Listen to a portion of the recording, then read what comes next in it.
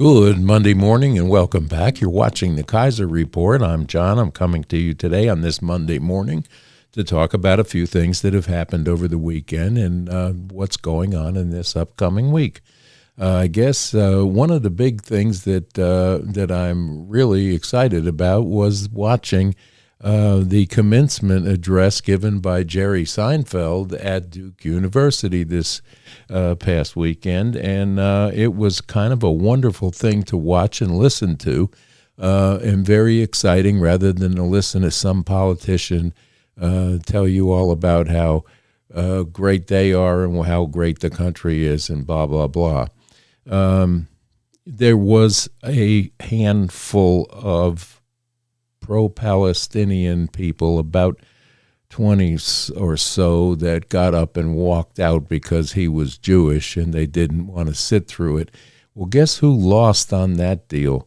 They lost listening to a wonderful commencement speech that would have told them that there's no room for this nonsense that's going on and how to make it in life and enjoy trying to make it in life and not making life all about money and about protest or anything else. It's just about enjoying life and learning how to laugh at some things that are going on. It was a wonderful commencement speech, and I urge you all on whatever platform you're looking at, whether it's YouTube or Rumble or one of these other platforms, to go on and find that speech. It's you should be easy to find, and give it a listen because it was a wonderful commencement speech. And then moving on to what the big news over the weekend was the surprise of Wildwood, New Jersey, turning out so many people for a Trump rally. It was mind-boggling, and they say it was the largest group of people ever assembled for any kind of concert, you name it. 100,000 people, I guess, is the final count that the New Jersey officials are saying. It is incredible to have watched it. Now, mainstream media during this only gave you a very narrow scope of something to look at as far as crowds go. But then someone released. You hearing this? I guess over the weekend, one of the media outlets released a full aerial shot, and it was mind-boggling. And you're talking about a dark blue state.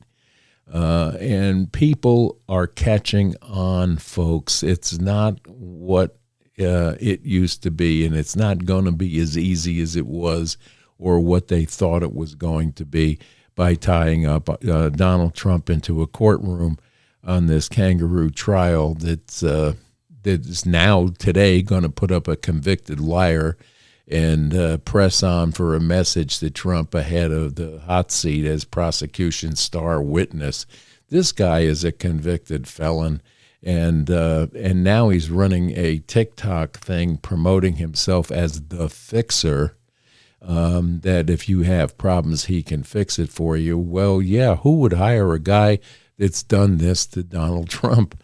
I mean, he's got a history of being a liar and a convicted felon. So I don't know what they're going to try to pull out of this hat, but I don't believe it's going to hurt him because they have not been able to do that. And 100,000 people showing up for a rally with little to no disturbances at all during this, with this many people lining outside. They couldn't even get room to bring in some of the people that were waiting outside.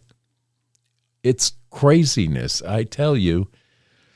And meantime, Joe Biden is out in San Francisco and was hard-pressed to even have people on the side of the road. I mean, there were handfuls of people, no one cheering, no one pushing for, go, Brandon. But it's ridiculous at what they are trying to do politically to people and what is going on with the amount of people that they've decided now on the Democratic side that they probably don't need the illegal aliens to vote. They just need them to put up the population through a census to let them skew what the Electoral College will end up being when they're done putting 20 million people into areas that they feel that they need to increase the population with people that will be malleable toward the Democratic Party. And that's what's going on there. It's plain as the nose on your face what they are doing, and they being the Democratic Party. Not that the Republicans have much better party there, because they bend whatever way that they feel is, going to get you to believe what they want to believe. And they don't want to give up their seats the same as the Democrats do not want to give up their power over the people in this country. That brings us to Joe Biden is now rattling the idea that he is going to put tariffs on China. Well, isn't it interesting that this close to the election, he's decided to do something while he has cajoled them all along and given them every break under the sun to flood the world with their automobiles and goods without tariffs, and he turned off all of the tariffs that were placed, by Trump when he took office. So that's another attempt at showing you that maybe he did something. The fact that he's turned his back on Israel the way he has in this crucial time, and now it comes out that he says, well, we can tell you where the tunnels are and where the people are, but first you have to do things my way, and then we'll tell you. Well, what's that about? Why is this happening? Other than the fact that it's a political football for him to look like he's done something when he hasn't, other than try to destroy this country and do a damn good job at trying to destroy the country, which he has. How anybody could even garner a vote for him at this particular juncture in time is well beyond my understanding. I don't see it happening. I just can't see it. But it's out there, and people are out there that are still supporting this particular administration and this particular president, which is highly doubtful that he'll accomplish anything more out of this. And then that brings us to Clinton is devoured by the party of fury over the dismissive remarks on anti-Israel rioters. So Hillary is rearing her head one more time to get involved in politics, and I really believe that if Joe does get stepped down or forced to step down in June, we'll know who is behind that one. And if she's going to run against Trump again, if Trump is even allowed to get to the voting booths, I don't know what's going to take place with all of these senseless court dates that he has to be tied up in, while everybody of an opponent is out there saying whatever they want to say and keeping him locked away so he can't engage. But what should tell all of these Democrats something is that turnout in Wildwood, New Jersey, in my mind, is a clear message what the real Americans in this country are thinking. And they're thinking, we're over and done with all of this, and we need somebody to come in and make the promises and keep the promises. One of the biggest things that he said in that speech, and these rallies that he does are very much the same one after another. The messages are the same, and it's almost he repeats himself too much. In my estimation, he needs to come up with and he has come out this time with some solutions about deportation and things of that nature. But a massive deportation may or may not be what this country needs right now. We definitely need to find out who the criminals are and deport them immediately. But a massive deportation is going to be very, very difficult to accomplish, and that's going to be tied up a lot because you have people sitting in Congress and sitting in the Senate that will do everything they can to block anything that he comes up with, and we know this. We've seen this, and it'll be a repeat of the shift show that they put on the last time he was in office. They'll do it again, and they'll mesmerize the entire country one more time with, we have the evidence, but then it all comes out that they have nothing, and there was no Russia collusions that they anticipated, convincing us that there were real things. They're not. They were Clinton propagated lies, and they used Schiff to shove the lies down our throats, and we didn't buy it. And most of the people that were in government at the time did not buy it. So it didn't go much of any place other than holding up a man that's in office from doing what he needed to do, which he did accomplish even though they were doing this to him. The man is resilient, the man can come back, and the man can accomplish things that he says he can if he has the right people around him. And all of the flap about who's going to be his VP and who's not going to be his VP is neither here nor there. Everybody was up about Nikki Haley being picked as his VP, where he came out on Truth social media and said that no, that's not going to happen. But there are people in office right now sitting in the Senate and Congress that would love to see that happen, because that would protect their little seats in some fashion, because she is not really the person that I believe should be picked for that position. You would end up with another Mike Pence, a female version of Mike Pence, but even more dangerous because of her BlackRock connections in funding. Enough politics. So I told you about the Jerry Seinfeld thing, and what's going on in the rest of the world is Israel is trying to make the last push to get through and defeat Hamas in the tunnels and in the schools where they're hiding and places of that nature. And if we do have intelligence to know where these people are, we need to impart that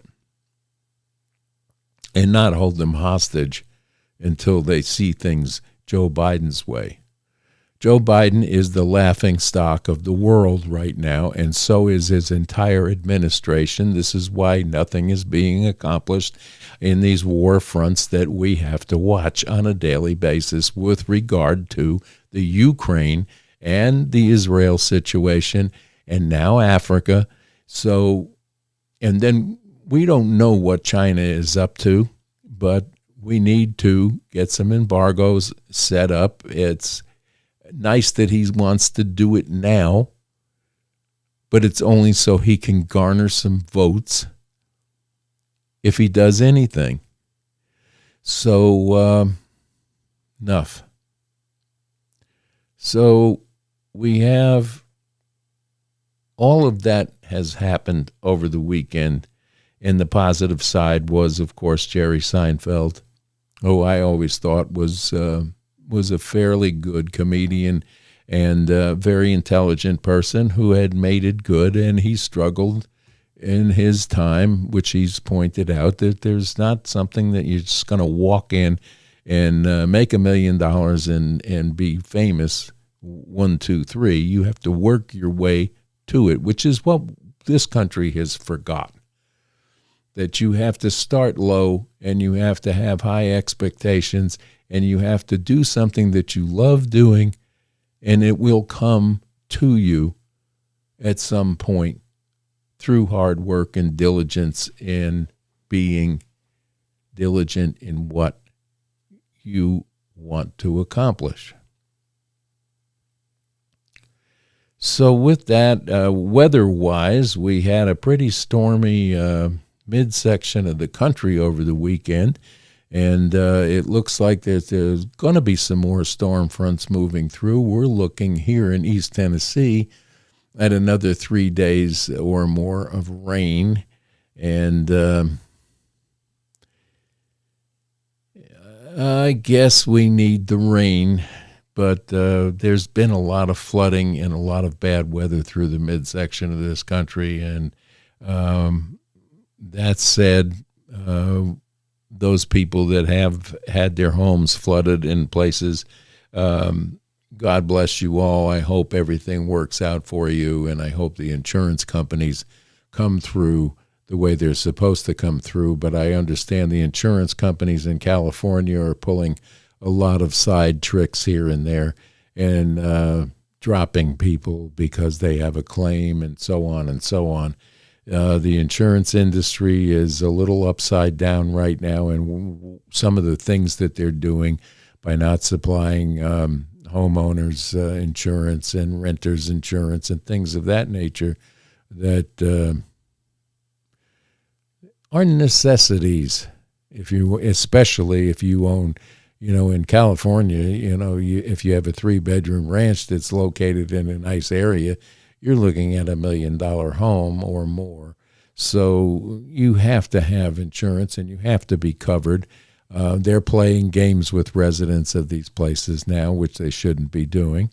But that is just the nature of things, the way they're happening right now with all the smash and grabs and all of the bad things that are happening. The insurance companies are bearing the brunt, or they think they are anyway.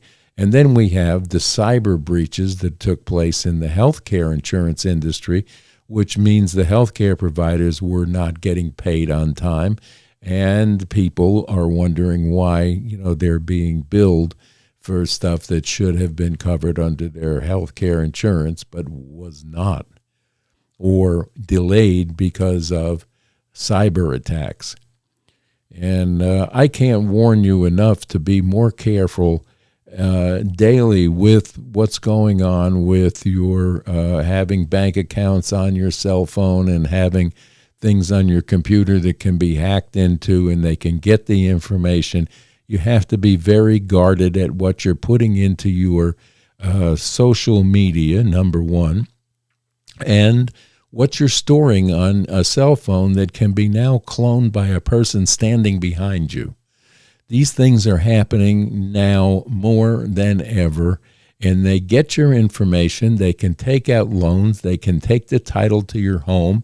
They can do a lot of things that you don't realize that they are capable of doing by just being near you when you set your phone down on a restaurant table or anything like that where it can be cloned.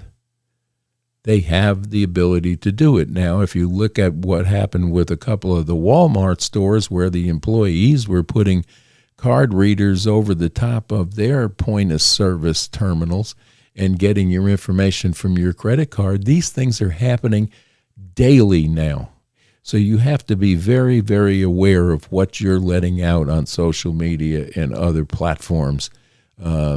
And when you get the telephone call at home telling you that they're a bank and that you have to give them the card information because they believe there's fraud, they are the fraudsters doing that.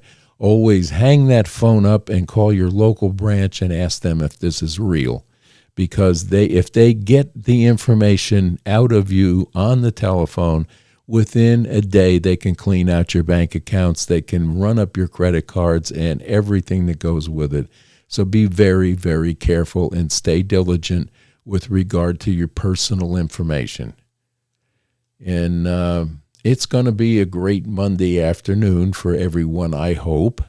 There's a lot of things going on that you need to be aware of.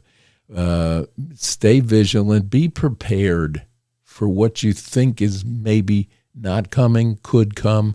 So make sure you have some backup plans in your family, at least. And tell no one what you have stored or where it is.